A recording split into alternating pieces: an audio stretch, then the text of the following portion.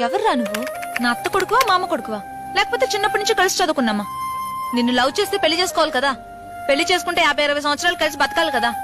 కలిసి జీవించేవాడి గురించి తెలుసుకోవద్దా? ఇలా చూడు, నువ్వు నన్ను చూసి పల్లికిలించావా? బదులుకి నేను నిన్ను చూసి పల్లికిలించానా?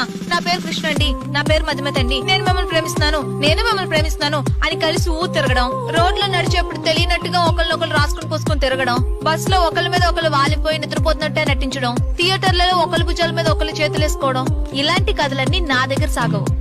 నన్ను లవ్ చేస్తే ఏమేం సమస్యలు వస్తాయని నీకు తెలియాలి. అందుకనే మా నాన్నే శంకర్ని కలవమన్నాను.